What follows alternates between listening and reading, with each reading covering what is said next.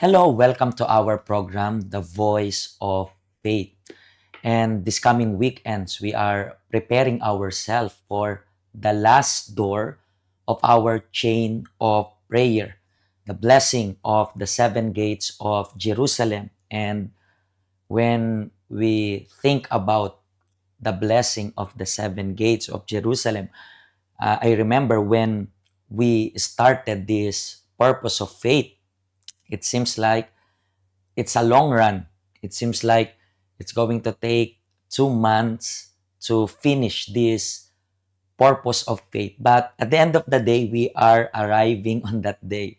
It seems that we just started yesterday, but the time is passing by. And then this coming weekends, we are preparing ourselves to shut this door. Yesterday, I believe you heard or you watched our program that talks about this golden door, this eighth door that we are going to talk about this coming weekends will show you that there are doors that we should pray to be shut forever. Let's say like this, to be shut forever. Because like for example, every week that we are talking about open doors, we are praying for the open doors for your family, for your health, for your finances. But this coming weekend, we are going to talk to you the only door that we need to shut. We need to close. That door we need to shut. That's why we need to follow up our invites. That's what I was telling you yesterday. But today, I would like to focus on our Lord's Supper tomorrow.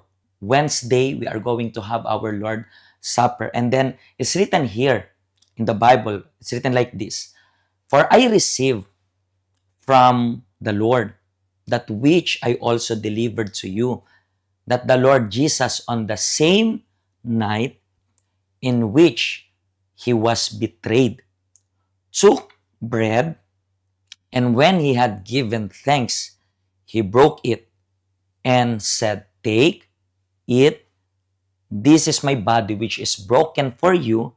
Do this in remembrance of me.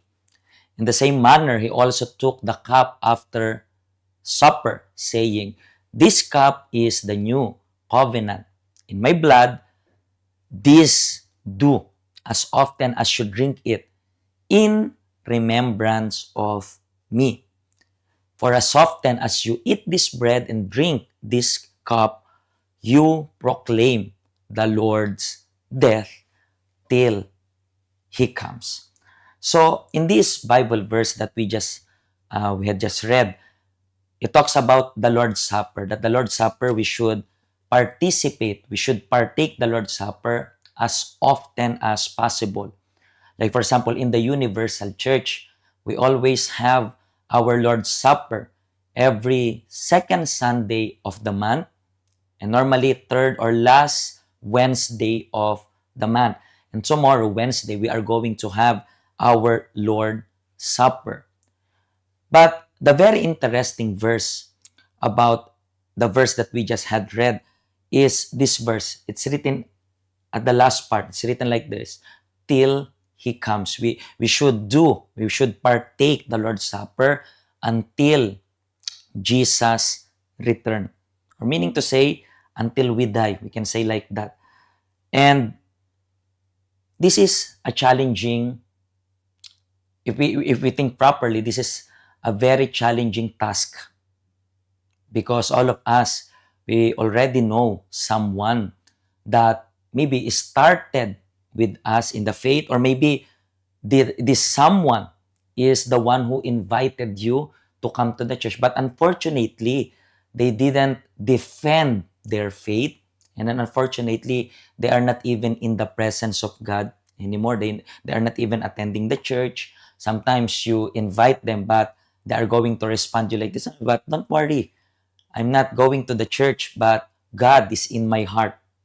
God is number one. I just don't have time. And then I was thinking like this: why there are people that like that? They have a lot of alibis, they have a lot of excuse, but all of us are busy.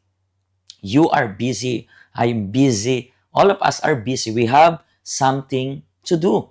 In each day, like for example, here in Hong Kong, there is no such person here in Hong Kong, especially Filipino, that is not busy. Almost all of the people here are busy. But we need to separate our time to the Lord. We need to separate our time dedicating ourselves to the Lord.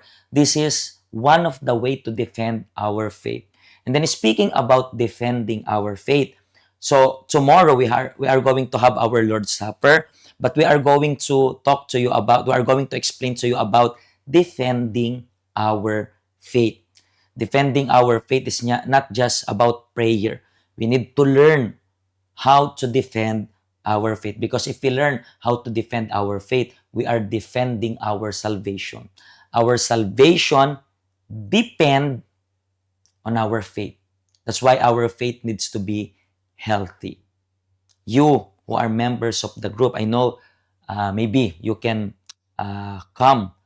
I don't know if your employer can allow you to come. Maybe they might allow you to come, but we still have service at 9 a.m. in Tagalog, 11 a.m. and 3 p.m. and 9 p.m. in English. So make an effort to come, but we are going to stream it online. So you could have a chance to participate our Lord's Supper, talking about defending our faith. This is our address. If you want, if you are just first time watching this program, and maybe it was your first time last Sunday in our Hope event, so this is our, maybe you need some schedule of Saturday and Sunday or weekdays, the same thing. So just contact us. This is our address. Okay? Hopefully, my friend, that you are going to come tomorrow. Prepare yourself in this Lord's Supper. And then all of us, as soon as we partake of this Lord's Supper, let's remember, we need, all of us, you and I, need to stay or to remain until the end defending our faith. This is the message for today. Share the link and may God bless all of you.